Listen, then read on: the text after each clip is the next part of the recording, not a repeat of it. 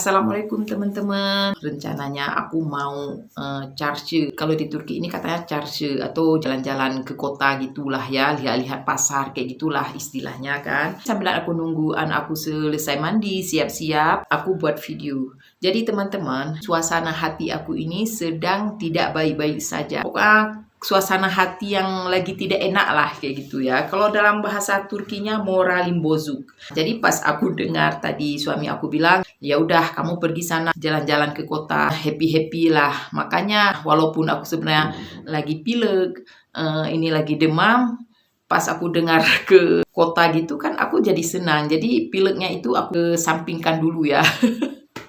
Jadi ini teman-teman yang membuat suasana hati aku sedang tidak baik. Ceritanya seperti ini ya teman-teman. Aku dan suami aku sedang ngumpul-ngumpul uang lah kan. Rencana kami mau beli mobil. Tapi bukan mobil-mobil yang bagus sekali. Maksudnya bukan mobil baru, mobil-mobil second gitu ya. Karena selama ini seringnya ya naik dolmus, pokoknya kemana-mana pakai bis gitu kan. Pulang ke desa juga, ke rumah mertua kan kami jarang karena kami kan nggak ada kendaraan pribadi.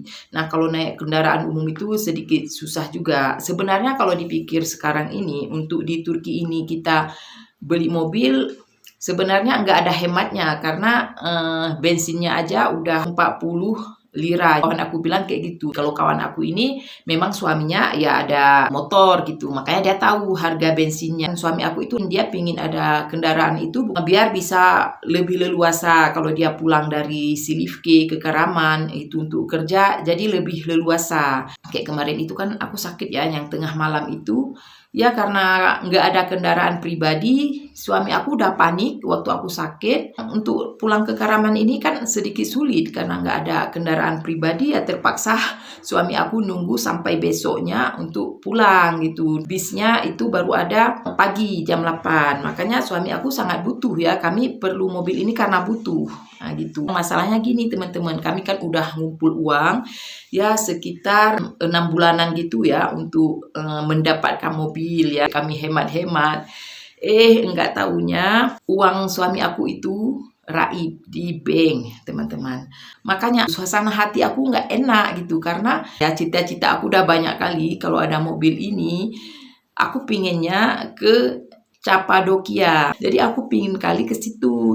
Apalagi ini kan bulan 9, suami aku itu ada cuti tahunan dari tempat dia kerja selama 15 hari. Pokoknya aku udah senang ya. Nggak taunya sekitar sebulan yang lalu suami aku nelpon kalau dia sangat stres karena uangnya udah raib dari bank. Nah, ini bank penerimaan gaji. Aku tanya sama suami kayak mana awal cerita kok bisa uangnya itu hilang kan, padahal kan di bank kan.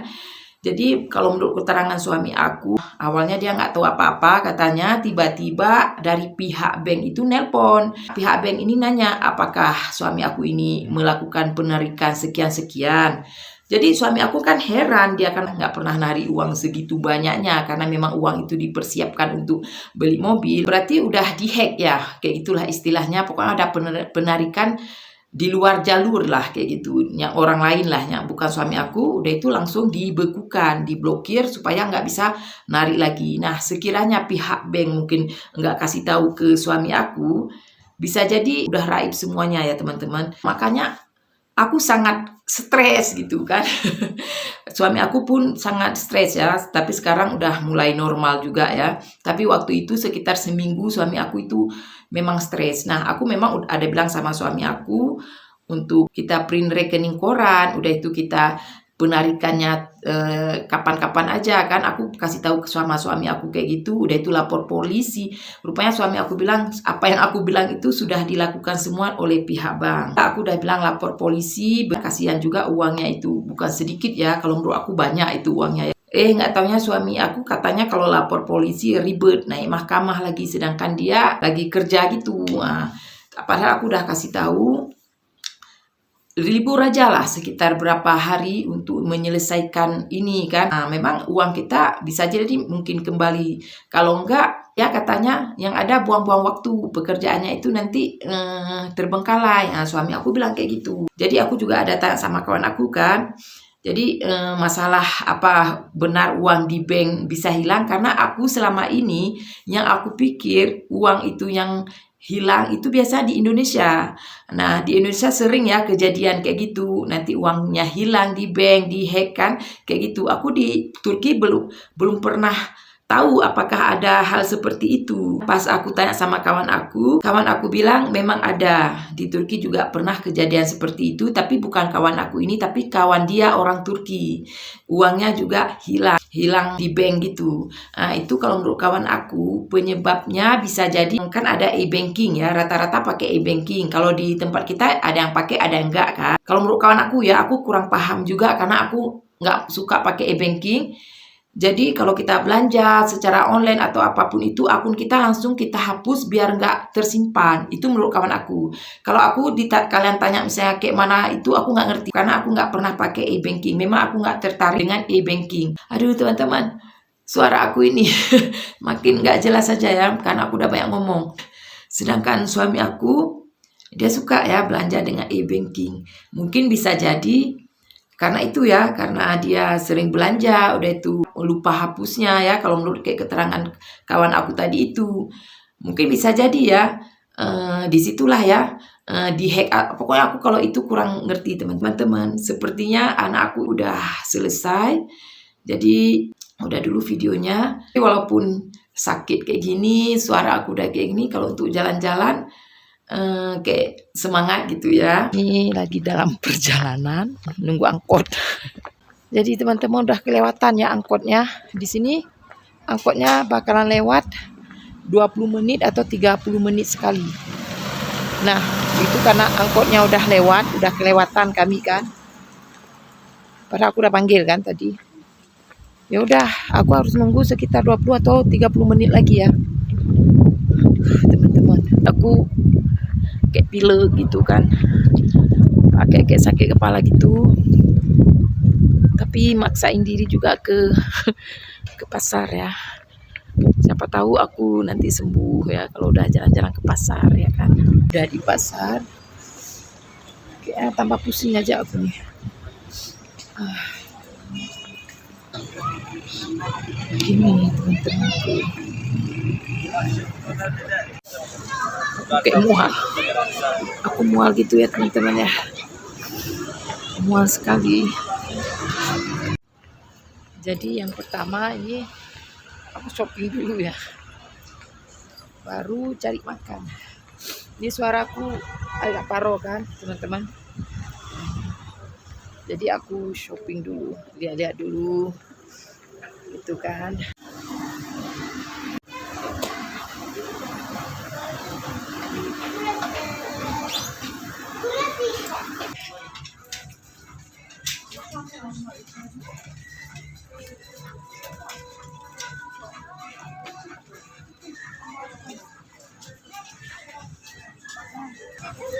Ini udah mulai keluar baju-baju tebal kayak gini ya, baju-baju musim panas, musim dingin, karena udah mulai musim dingin ya, keluar baju-baju kayak gini. Aku lagi nunggu anak di atas ya, nengok rok ke atas. Aku pening, jadi istirahat dulu di sini. Gimana? Yuk, aku udah selesai ya belanjanya.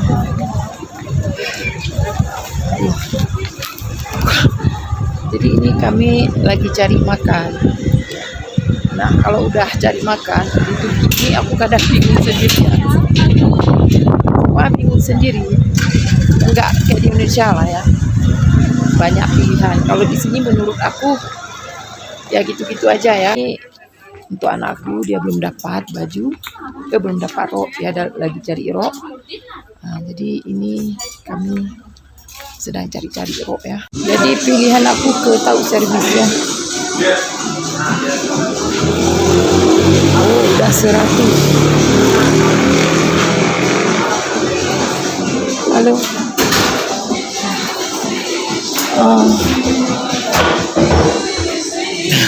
Tahu servis iki. Ben bu. Akhirnya aku pilih tahu servis ya. Aku kalau di Turki ini, ya khususnya di kota Karaman ini, aku nggak tahu ya makanan yang enak, restoran mana itu nggak tahu. Yang aku tahu cuma tahu servis ini ya. Karena kalau menurut aku, tahu servis inilah yang cocok dengan aku. Nah, jadi kemarin itu aku pernah pergi dengan kawannya teman-teman. Jadi kami sok-sokan masuk ke restoran. Biar keren lah gitu kan. Udah itu kan dikasih menu, asal-asal tunjuk aja kan. Nggak taunya menunya itu apa? Aku asal-asal tunjuk. Nggak taunya datang makarna itu makaroni yang pakai keju. Udah itu ayam pakai keju. Ya Allah, tahu kayak mana rasanya. Bukan berarti aku memang suka keju ya, tapi udah bosan. Aku pingin sebenarnya yang lain-lain aja kan. Nggak taunya yang dibawa itu. Ya aku makan lah teman-teman ya. Walau sebenarnya aku udah muak, cuman kasihan karena mahal. Jadi aku makan sedikit. Kawan aku malah cuma congkel dikit aja. Udah itu kami suruh bungkus. Aku nggak malu ya teman-teman, aku suruh bungkus saja. Suruh buat paket gitu ya, suruh bungkus sama orang itu. Katanya kami udah kenyang. Itu aja teman-teman. Makanya aku di sini beda dengan di Indo ya. Kita banyak pilihan, tahu aja tempatnya. Oh, ke sini ke sana gitu. Aku kalau di sini nggak tahu ya. Jadi ya begitulah ya teman-teman. Makanya ini aku selalu kalau makan ke tahu servis nih, karena ini aja yang cocok di lidah aku. Padahal aku pingin yang lain-lain kan, mau cari-cari yang lain juga. Karena kondisi aku ini, lutut aku nih kayak udah lemas kan, aku udah bilang kan aku pilek kan. Makanya aku langsung ke tempat ini yang memang udah pasti aku tahu. Kalau aku cari di tempat-tempat lain, takutnya aku capek jalan, udah itu nggak jumpa ya, udah itu nggak sesuai lagi. Pas aku makan udah nggak sesuai. Makanya aku langsung ke sini ya.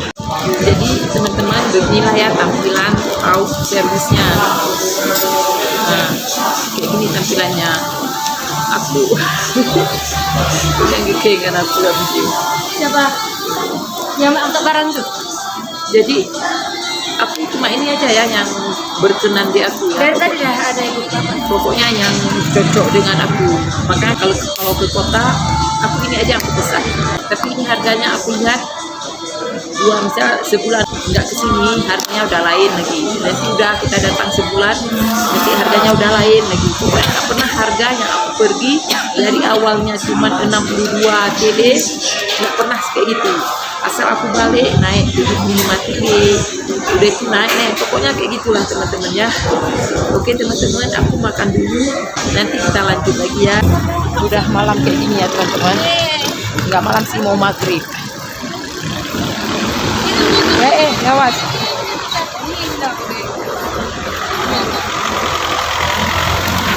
Ada aja. Jadi kayak gini teman-teman, suasananya sudah mulai maghrib.